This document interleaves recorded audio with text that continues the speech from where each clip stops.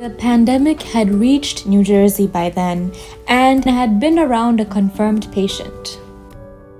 You must take this commitment. You will ensure that you will not be the carrier to give it to another human being. If it comes to you, it must stop with you.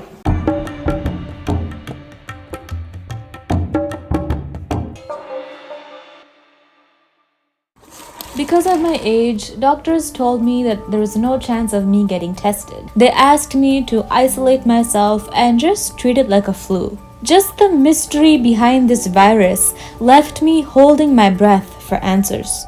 Well, we have seen many contagious diseases. India has been going through bouts of malaria and now dengue, chikungunya. In all these, the carriers were mosquitoes. So we always thought we must exterminate the mosquito. In the present situation, we are the carriers. So we cannot kill, so we must lie low.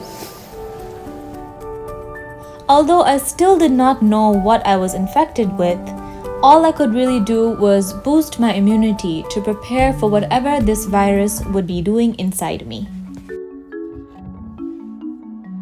It seems that during the Ebola outbreak, some people were so resistant to the idea of isolation that they often refused to seek medical help when they needed it. Politicians were suspected to hide their symptoms, fearful of quarantine. Loneliness is already considered an epidemic, with 47% of adults in the US feeling lonely. A mysterious virus definitely doesn't help.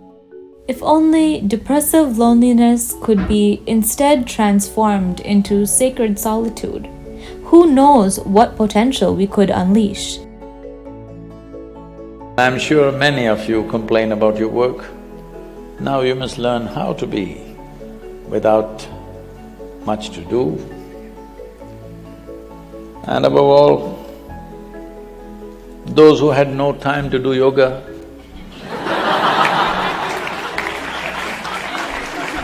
here it is. Well, you couldn't close your eyes and meditate because you were busy. Here you are, there's a time to close your eyes and sit. But Sadhguru, even if I close my eyes, only the virus are coming. No, you cannot see the virus, so it cannot come in your dream. Hello?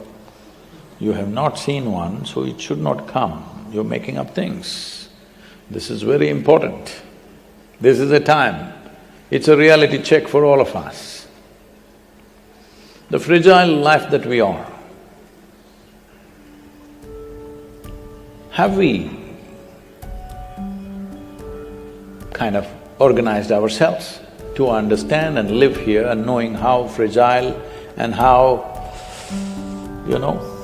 transient our life is? Have we planned for a life like that?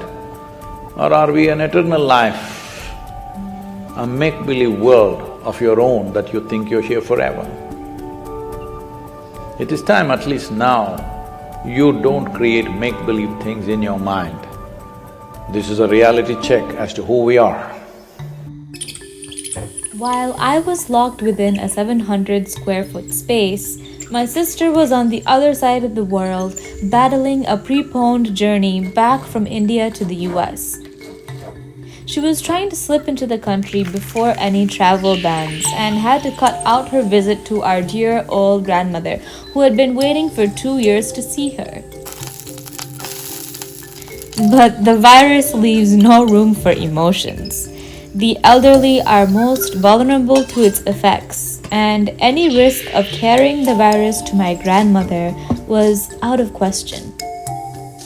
I also found myself in a strange role reversal. Here I was sternly telling my parents to stop going out. Shankaran Pillai was at his office and during the lunchtime, everybody was talking their problems at home. So Shankaran Pillai said, every evening, my wife picks up my shoes and carries it in her own hands. I said, wow, that's amazing. You have such a wife, every day when you go home, she will take your shoes and carry it? No, no, when I want to leave the house, she takes away the shoes, not when I come back. To keep your traveling shoes a little bit off, your friendships, your closeness to people, all this you must be missing for some time. The love should be nurtured in your heart, need not be expressed for some time. Huge amounts of time on our hands has been an interesting dichotomy.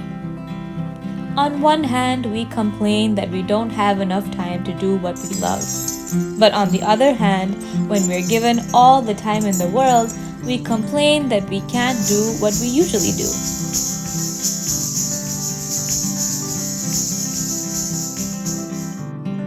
Interestingly, divorce rates have spiked in some parts of the world due to quarantining. Well, with emotions running high and so much time spent in one little space, things could definitely get tricky. I find these periods of uncertainty and aloneness can reveal many things about ourselves which otherwise lie hidden under all of our busyness. It was also refreshing to keep the apartment as lively as possible. I mean, we're all not going anywhere anytime soon. May as well make it nice. This is the time to sit back, look at our lives, reflect, strategize the trajectory of what we want our life to be.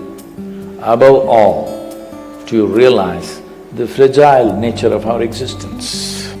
Most human beings don't understand this on a day-to-day basis. Our life is very fragile. A virus can kill us. Don't believe what is appearing on your phone screens, that big hobnobby ball with a multicolored ball. It doesn't come like a cricket ball, it's microscopic. So the adversary that we are facing is invisible. That's what makes them so dangerous. If they were all coming here, these big cricket balls, we would have taken a cricket bat and smashed them. They are invisible adversaries. There is a difference between being precautious and panicky.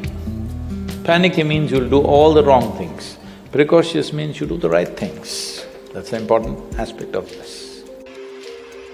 These are some of the natural supplements I've been taking. Of course, they're by no measure a cure. But when we are going through a pandemic like this, taking extra care of our immunity can only support the process. The Ministry of Ayush India recommended this homeopathic medicine as a preventative. Although it met with some controversy, I took it anyway. I also realized there are many things in our day-to-day life that we take for granted, like doing laundry, taking out the garbage, and picking up the mail.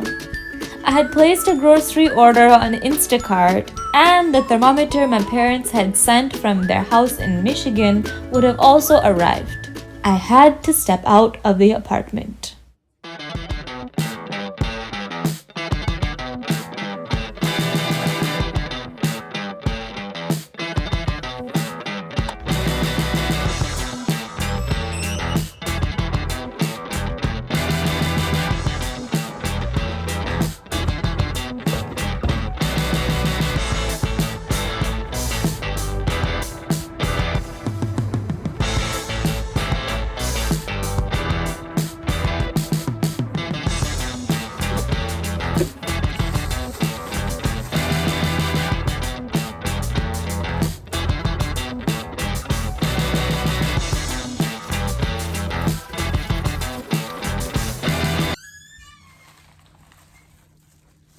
It doesn't matter what life throws at us, what we make out of it is ours.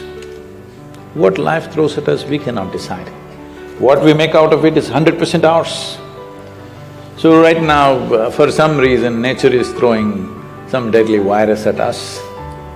Let's make the best out of it. It's not going to be there forever. it will go. We don't know whether the summer will kill it, the mangoes will kill it, or it'll die by itself. We don't know, but it'll not last forever.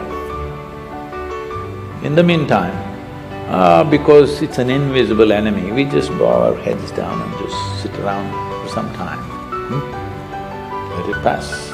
They need us for transportation. We don't provide the transportation. That's all we need to do, okay? You must take this commitment. You will ensure that you will not be the carrier to give it to another human being. If it comes to you, it must stop with you.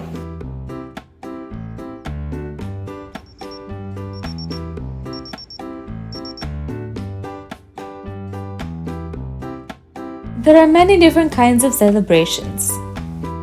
Some for a particular event, others for a particular day. But the sweetest kind of celebration is the simple celebration of being alive.